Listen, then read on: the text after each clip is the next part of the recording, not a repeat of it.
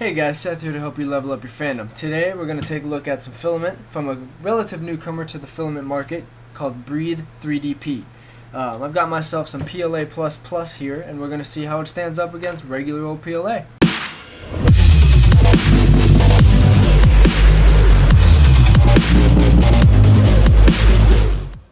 Okay, thanks for sticking around, guys. Now Breathe 3DP is a US-based filament company. Currently, they only have a single product, and that is PLA++.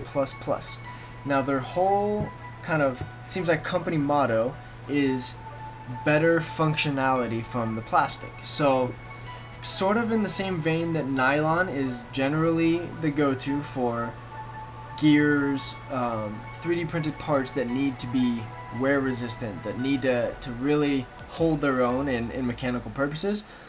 Breathe 3DP seems to be in the business of coming up with PLA and possibly other plastics that compete with that level of functionality.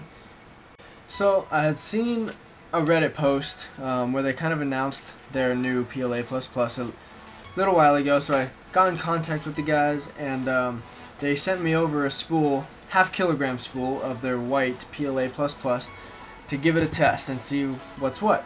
So the filament itself, the box that I got was plain cardboard.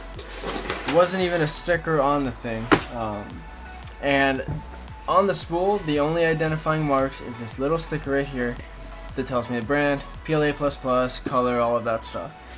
It came twice wrapped, so that's 2 vacuum sealed packages around this thing, which was fantastic. That was really nice to see, and obviously there was desiccant involved as well. So PLA++, they say on their website, Breathe 3DP says that the first plus in PLA++ stands for accuracy, dimensional accuracy of the filament, to be specific. That is absolutely a true statement. With my calipers, I measured about 10 to 12 spots throughout this spool and got 1.73 to 1.74 millimeters. Almost perfectly the same all the way throughout the whole, from what I tested. That's fantastic. That's so little fluctuation in diameter, you could really dial in your prints. Now, they say the second plus in PLA++ stands for durability. Where normal PLA tends to break, snap, break down, layers come apart, all that stuff, PLA++ does not. So, I've got a little length of the plus here, and also got, we'll say, a little length of H&H 3D plastics, standard PLA, and a length of Color Fab copper fill, just for straight up comparison here. So let's just cut a little piece off of the gray H&H 3D plastics, and it snaps. Interesting. Very little flex in here at all, actually. You can see it just snaps. The Color Fab copper fill should be a little more spongy.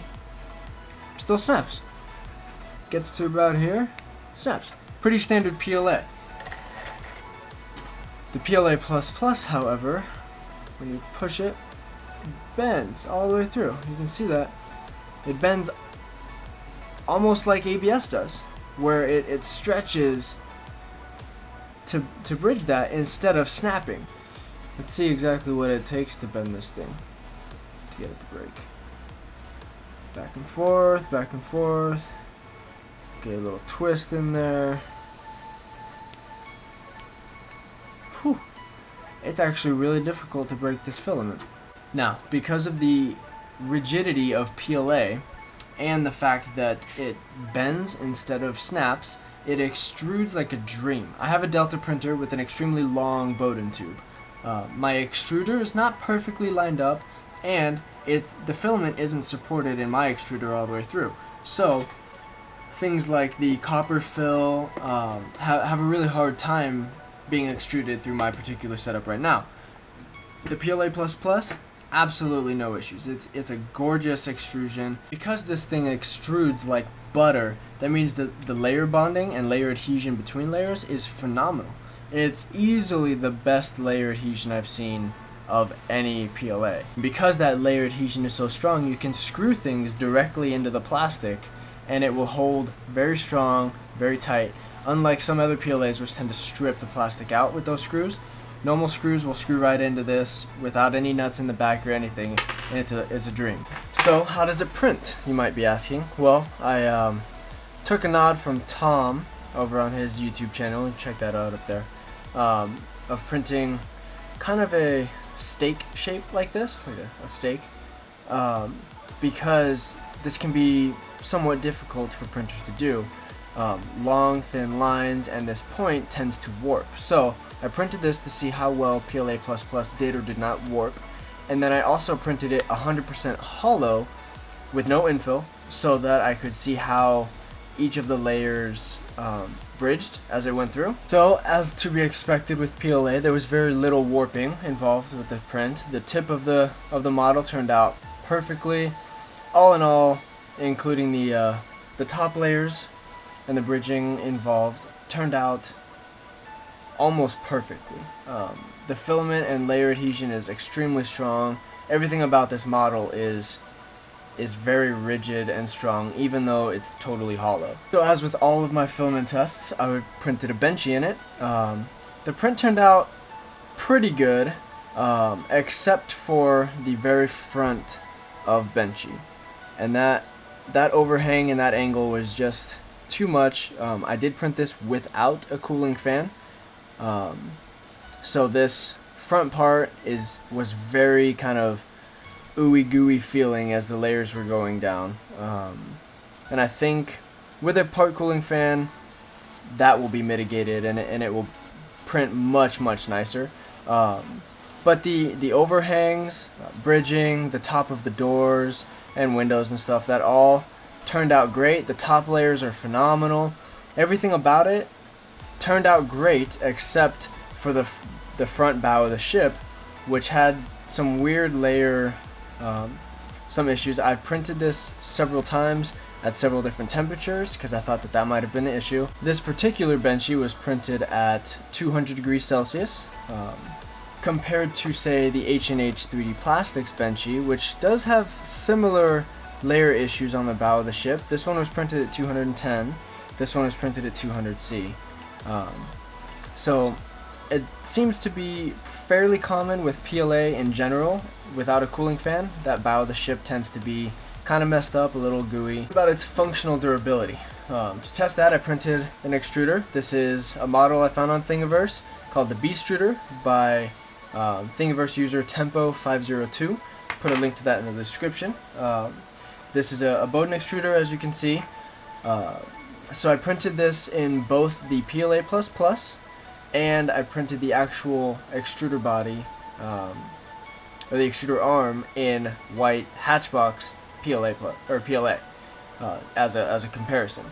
Having run quite a lot, not a ton, but enough filament through both of these extruder arms, I did kind of notice that the filament tended to run through the PLA++ a little smoother, and how the workings are, the bearing movement and that kind of stuff in the extruder arm made me feel that the PLA++ had a slightly lower coefficient of friction than standard PLA, or this Hatchbox PLA anyways.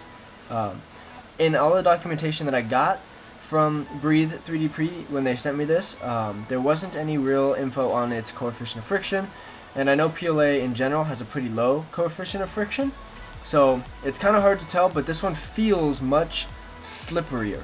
So, is PLA++ worth picking up? Yes, I really think it is worth having some around, and I'll tell you why. PLA++ is a stronger version of PLA. Now, I haven't printed with PET or like ColorFabs XT or anything like that, but PLA++ feels like the middle ground between PLA and ABS. You get a lot of the strength characteristics of ABS, but it prints like PLA. And that says a lot. Not only can you print it in, your bedroom, that you can't do with ABS because it's more or less toxic, but you get extremely low warping or no warping like PLA.